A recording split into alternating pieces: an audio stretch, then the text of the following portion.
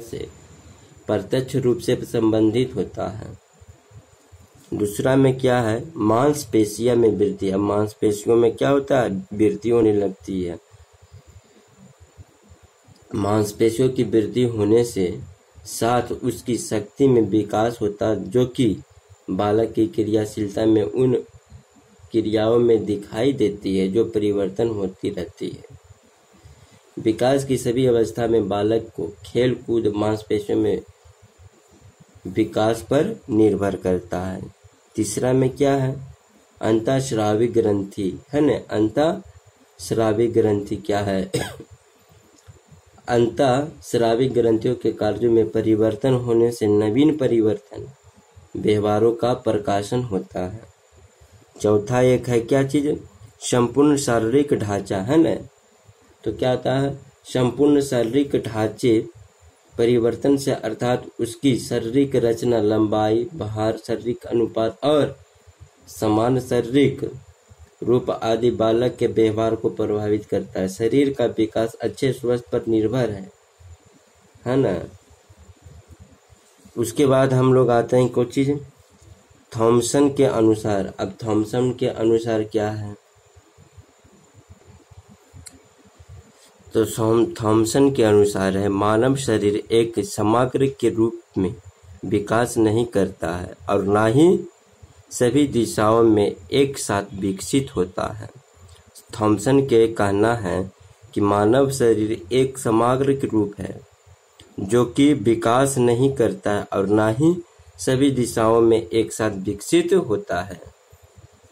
उसके बाद आता है शारीरिक विकास की विशेषता क्या क्या है। शारीरिक विकास की विशेषता क्या क्या है, तो पहला है ना, बालक का शारीरिक विकास मुख्यतः दो प्रकार की होती है। अच्छा, पहला है शारीरिक घटना का विकास। तो शारीरिक घटना का विकास जो होता है, इसके अंतर्गत शरीर का आकार, भार, ऊंचाई और शारीरिक अंगों का विकास है ना, शरीर के साथ अनुपात, हड्डियां, दांत आदि का विकसित होना ही है ना, शारीरिक रचना विकास होता है।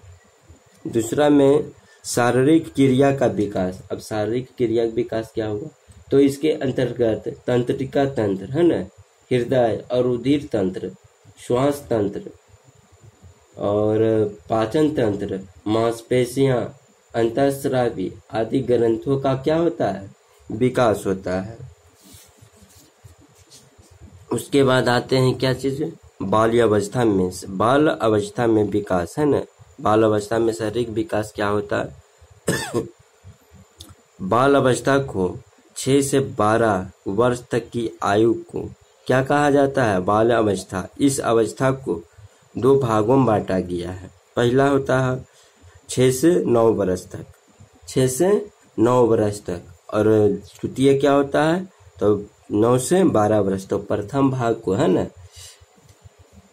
प्रथम भाग विकास की गति जो होती है क्या, तेजी होती है। द्वितीय भाग गति जो होता है मंद होती है। क्या होती है, तो मंद होती है। किंतु शरीर में दृढ़ता आनी शुरू हो जाती है। इस आयु में शारीरिक परिवर्तन की निम्न प्रकार से होता है। आइए देखते। शारीरिक परिवर्तन निम्न होता है, जैसे लंबाई या आकार है ना, लंबाई या आकार। तो लंबाई में वृद्धि की दृष्टि से यह काल विशेष रूप से महत्वपूर्ण है ना, महत्वपूर्ण कहा जाता है। इस अवस्था में लंबाई बढ़ने की दर 2 से 3 इंच है ना, 2 से 3 इंच प्रति वर्ष रहती है। और 6 से 9 वर्ष तक की आयु तक बालिकाओं की लंबाई बालकों की अपेक्षा कम रहती है। 10वें वर्ष में है ना, 10वें वर्ष में दोनों की लंबाई लगभग समान हो जाती है तथा 12 वर्ष तक आने तक है ना, बालिकाओं और बालकों से अधिक लंबी होती है। मतलब कि जो है 12 वर्ष आने तक बालिकाओं और बालकों की अधिक लंबी होती है। और भार, तो भार किसको कहते हैं, तो लंबाई की भौतिक भार से भी बालिकाओं 9 वर्ष तक बालकों से कम रहती है और 10 से 12 वर्ष के दौरान बालकों से अधिक हो जाती है।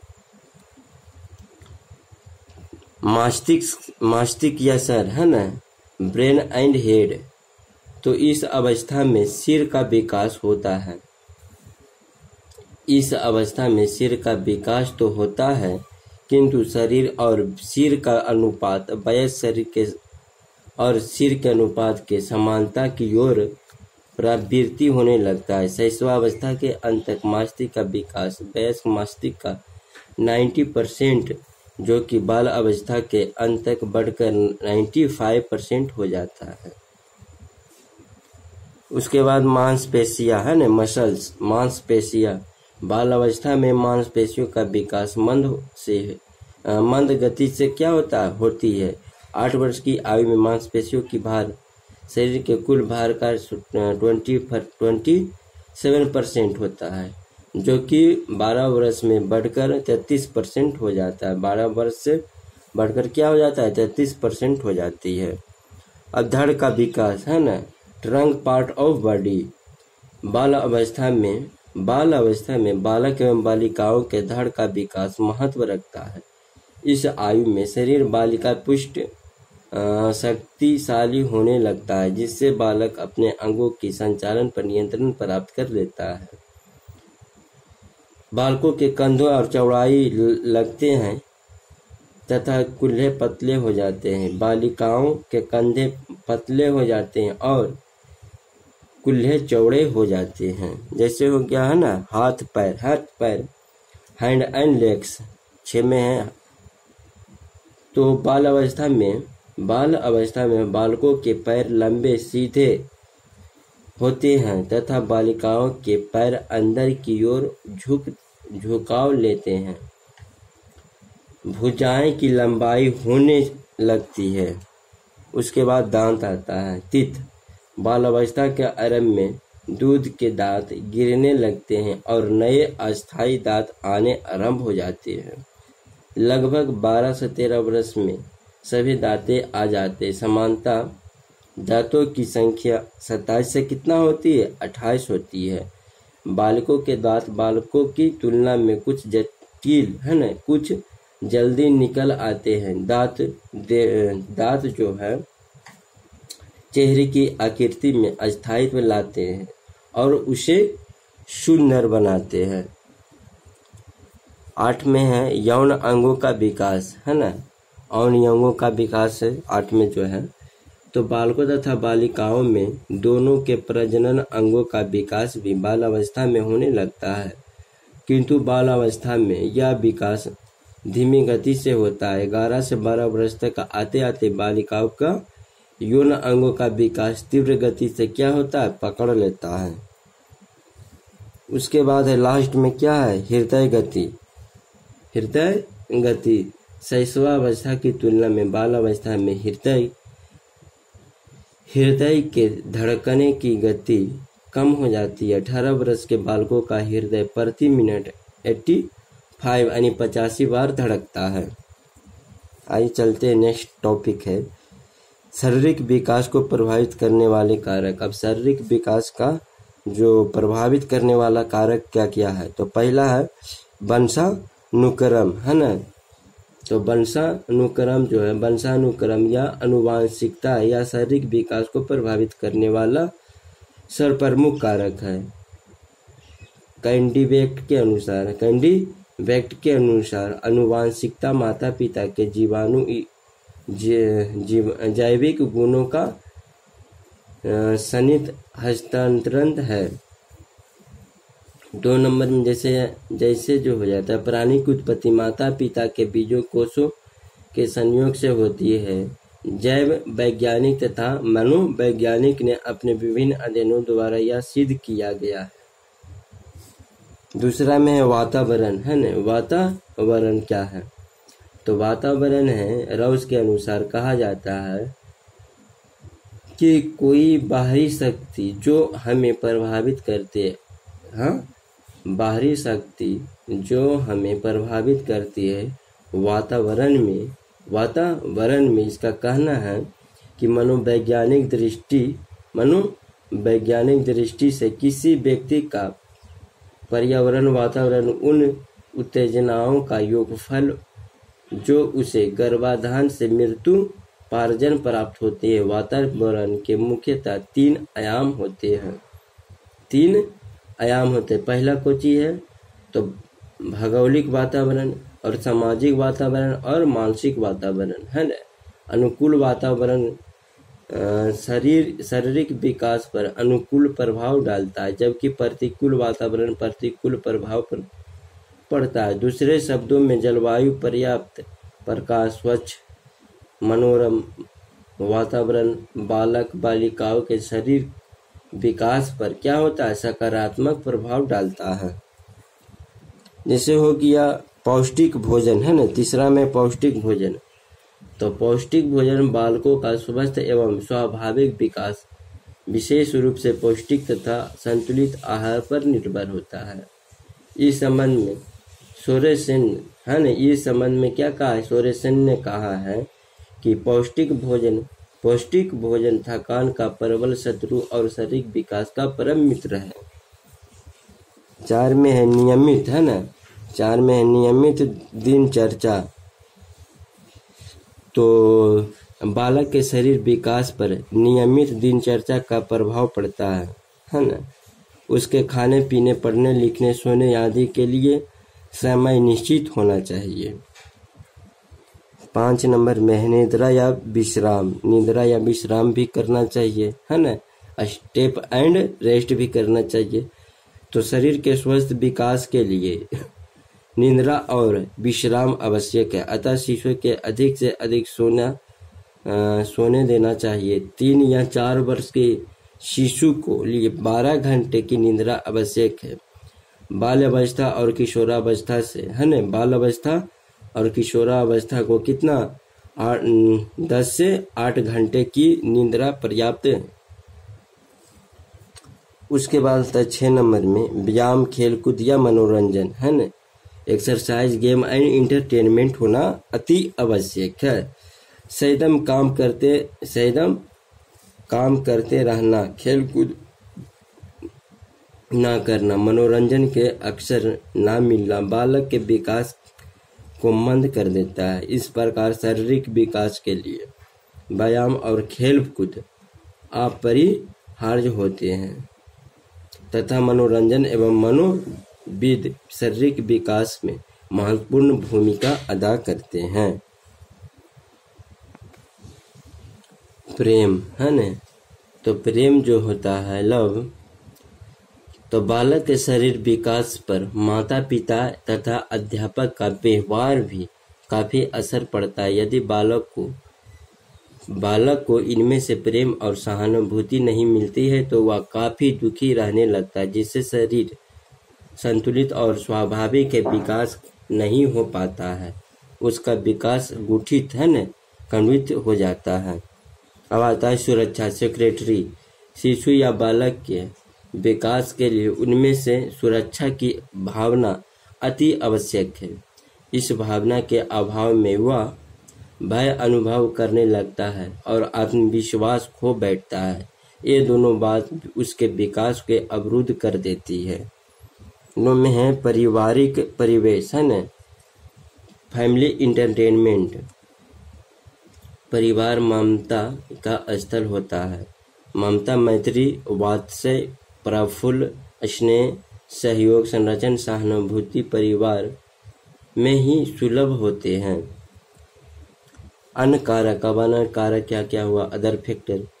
शारीरिक विकास को प्रभावित करने वाले कुछ अन्य कारक भी हैं, जैसे गर्भवती का स्वास्थ्य, रोग अथवा दुर्घटना कारण उत्पन्न शारीरिक विकृतियों, जलवायु, सामाजिक परंपरा, परिवार की आर्थिक स्थिति, परिवार का रहन सहन, विद्यालय और शिक्षा है न। अब उसके बाद नेक्स्ट टॉपिक आते हैं मानसिक विकास की परिभाषा। मानसिक विकास की परिभाषा क्या क्या है, जो इसका हम व्यक्ति के जन्म से परिपक्वता की ओर है न, जेम्स डेबर के अनुसार कहना है परिपक्वता के जन्म से व्यक्ति के जन्म से परिपक्वता की मानसिक क्षमताओं एवं मानसिक कार्यों के उत्तरोत्तर प्रकटन एवं संगठन की प्रक्रिया को क्या कहा जाता है? मानसिक विकास कहा जाता है ना। रेबर के अनुसार मानसिक विकास का तात्पर्य है कि संज्ञानात्मक विकास के उन सभी प्रणाली परिवर्तनों से है जो समय बिताने के साथ व्यक्ति में घटित होते हैं। उसके बाद आते हैं मानसिक विकास के पक्ष। अब मानसिक विकास के पक्ष कौन कौन से हैं? तो है संवेदनम, उसके बाद प्रत्यक्षीकरण, निरीक्षीकरण, ध्यान और स्मरण, कल्पना और चिंतन करना, है ना। आइए देखते हैं उसके बाद नेक्स्ट टॉपिक जो है मानसिक विकास को प्रभावित करने वाले कारक, है ना। मानसिक विकास को प्रभावित करने वाले कारक, तो क्रो के है ना अनुसार मानसिक विकास को प्रभावित करने वाले कारकों के बारे में क्रो ने लिखा है कि विभिन्न कारक मानसिक विकास को प्रभावित करते हैं। वंशागत नाड़ी मंडल की रचना संभावित विकास की गति और सीमा को निश्चित करती है। कुछ अन्य भौतिक दशाएं जैसे मानसिक विकास को प्रभावित करने वाले कारक कौन कौन? तो पहला है वंशानुक्रम, है ना। मनोवैज्ञानिक अपने अध्ययनों के द्वारा यह सिद्ध कर दिया है कि बालक को वंशानुक्रम से मानसिक गुण और योग्यताएं प्राप्त होती है। इस संबंध में गेट्स तथा अन्य का कहना है कि किसी व्यक्ति उससे अधिक विकास नहीं हो सकता है जितना उसका वंशानुक्रम संभव बनाता है। दूसरा में है परिवार का वातावरण, परिवार की वातावरण। तो बालक के मानसिक विकास को परिवार का वातावरण बहुत प्रभावित करता है। बालक के परिवार के वातावरण के अनुसार भाषा, बोलने का ढंग आदि सीखना। तीसरा में है परिवार की सामाजिक और आर्थिक, है न। तो उच्च सामाजिक एवं आर्थिक स्थिति से आने वाले बालक का मानसिक विकास भिन्न सामाजिक एवं आर्थिक स्थिति होने वाले बालक से अधिक अच्छा होता है। चौथा में है स्वस्थ, है न। शारीरिक स्वास्थ्य या मानसिक स्वास्थ्य से घनिष्ठ संबंध होता है। प्राचीन काल से ही स्वीकार किया जाता है कि स्वस्थ शरीर में ही स्वस्थ मस्तिष्क का निर्माण होता है। शारीरिक दृष्टि से सबल तथा स्वस्थ बालक का निर्बल और अस्वस्थ बालक की अपेक्षा अपनी मानसिक क्षमताओं के अधिक अच्छे ढंग से विकसित कर देता है। पांचवा में क्या है? तो माता पिता की शिक्षा, है न। माता पिता की शिक्षा, एजुकेशनल ऑफ पेरेंट। तो अशिक्षित माता पिता की अपेक्षा शिक्षित माता पिता का बालक के मानसिक विकास पर कहीं अधिक प्रभाव पड़ता है। स्ट्राइक के अनुसार कहना है कि माता पिता की शिक्षा, है न, माता पिता की शिक्षा बच्चों की मानसिक योग्यता से निश्चित रूप से संबंधित होता है। 6 नंबर में है बालक की शिक्षा। अब बालक की शिक्षा क्या क्या है? एजुकेशन ऑफ द चाइल्ड, है न। बालक के मनोवैज्ञानिक विकास में विद्यालयों की अत्यंत महत्वपूर्ण भूमिका होती है। एक अच्छा विद्यालय बालकों को मानसिक विकास के पूर्ण अवसर प्रदान करता है। अब अध्यापक, टीचर का भी होना चाहिए। बालक के मानसिक विकास पर अध्यापक का बहुत प्रभाव पड़ता है। जैसा कि कहा गया है कि शिक्षा द्विमुखी प्रक्रिया है। शिक्षा द्विमुखी प्रक्रिया है। इसमें अध्यापक और विद्यालय के मध्य शिक्षा की क्रिया चलती है। अतः अध्यापक को बालक के प्रति स्नेह सहानुभूति व्यवहार करना चाहिए। उसके बाद आता है समाज, है न, सोसाइटी। बालक जो है किसी न किसी समाज का सदस्य होता है। उसके मानसिक विकास का उसका समाज काफी प्रभावित करता है। यदि समाज अपने भावी नागरिकों के लिए अच्छे विद्यालय, पुस्तकालय या मनोरंजन के साधनों की व्यवस्था करता है तो बालक मानसिक विकास स्वाभाविक ढंग से नियंत्रण होता रहता है। इस सुविधा को अभाव बालक के मानसिक विकास की गति, दिशा और सीमा पर्याप्त संकुचित हो जाती है। जैसे हो जाता है ना सामाजिक विकास। अब सामाजिक विकास क्या है? तो जन्म के समय मनुष्य सामाजिक नहीं होता है। जैसे जैसे उसका शारीरिक और मानसिक विकास होता जाता है, सामाजिक का विकास होता है। हार्लोव के अनुसार कहना है कि सामाजिक विकास का अर्थ सामाजिक संबंधों से परिपक्वता को प्राप्त करता है।